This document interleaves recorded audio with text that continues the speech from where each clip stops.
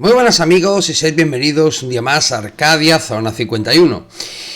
Habitamos un sistema completamente identificatorio. A lo largo de los siglos el devenir del ser humano se ha construido con base en clasificaciones que, como las ramas de ese árbol genealógico que nos recoge en la historia, crecen oscilando entre la certeza de un núcleo lejano y su propia voluntad. Ciertamente no existe ningún árbol genealógico, de hecho, sin ese núcleo acechante, sin los apellidos que nos ligan a él. Antes o después, a todos nos remueve la curiosidad de recorrer el ramaje que nos antecede, un tránsito que es tan nuestro como ajeno. A la hora de investigar nuestros antepasados, y antepasadas y antepasades, que se nos enfadan, en España tenemos la posibilidad de hacerlo desde dos vías. Los dos apellidos que a menudo nos identifican ante el Estado y la sociedad, y esto facilita bastante la tarea y puede que con algo de suerte nos lleve lejos, muy lejos, pero siempre contando con que a tradición ha marcado que el primer apellido sea el que corresponde al padre y el segundo a la madre.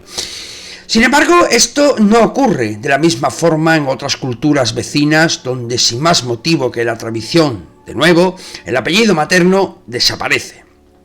En países como Francia, Italia o Inglaterra, los recién nacidos suelen recibir un solo apellido, el del padre, aunque esta pauta se ha flexibilizado a lo largo de los últimos años. No obstante, a menudo cambia la dinámica, exige que los progenitores lo escojan de forma directa, es decir, no es una herencia automática, como ocurre en España. La pregunta es, ¿por qué se da esta diferencia? Pues los primeros registros sobre apellidos españoles se remontan al último tercio del siglo IX, cuando se formaban por derivación del nombre del padre o de un antecesor del portador de las clases nobles de Castilla. Poco a poco, durante las décadas posteriores, la costumbre fue extendiéndose hacia todas las clases sociales. Para la segunda mitad del siglo XII ya existe un rastro del uso de términos con los que designar linajes concretos, utilizando para ello su lugar de origen o de señorío.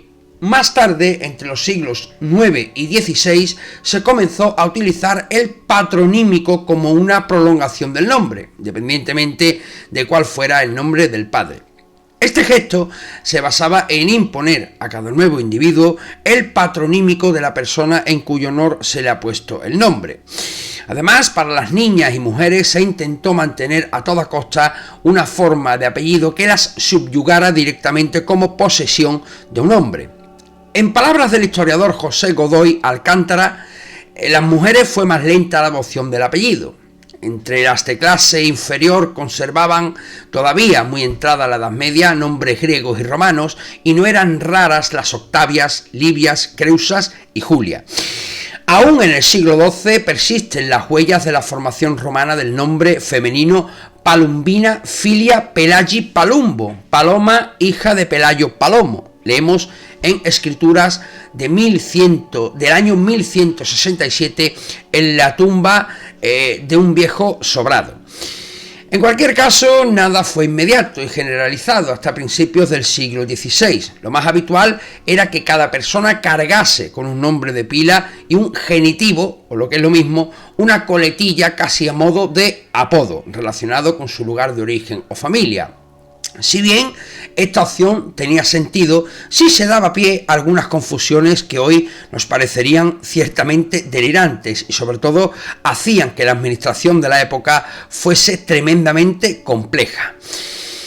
Concretamente, el asunto cambió en el año 1889 con la creación del primer Código Civil Español. Fue en este documento donde las autoridades del momento establecieron el uso oficial del doble apellido, tanto el del padre como el de la madre.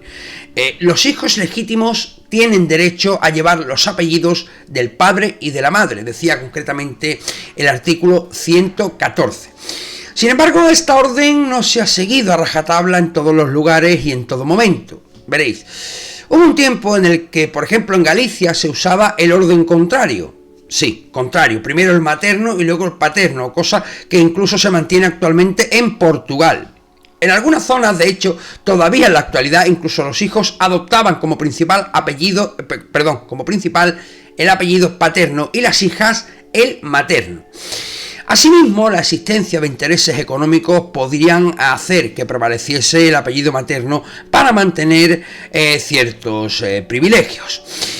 Por otra parte, en el caso de los hijos de madre soltera no encontramos con que se pueden poner a los hijos los apellidos de la madre en el mismo orden o bien invertidos dicho orden, de forma que en este segundo caso los apellidos disimularían el hecho de ser hijo de madre soltera al ser el segundo apellido de la madre el primero del hijo, de manera que no coinciden los apellidos de madre e hijo.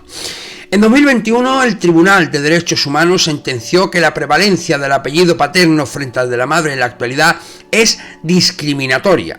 4 años antes, en junio de 2017, entraba en vigor la reforma de la ley del registro civil que ya dejaba sin efecto el reglamento que legitimaba la prevalencia del apellido del varón.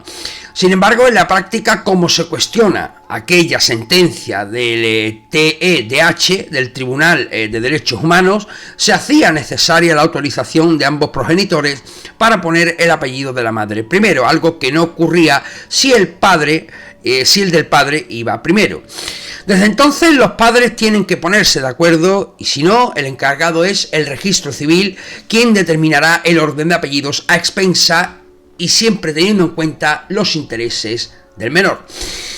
Pues amigos, hasta aquí este pequeño vídeo con el que hemos querido volver a la actividad para explicaros de manera lo más breve y concisa posible el por qué tenemos en España 2 apellidos.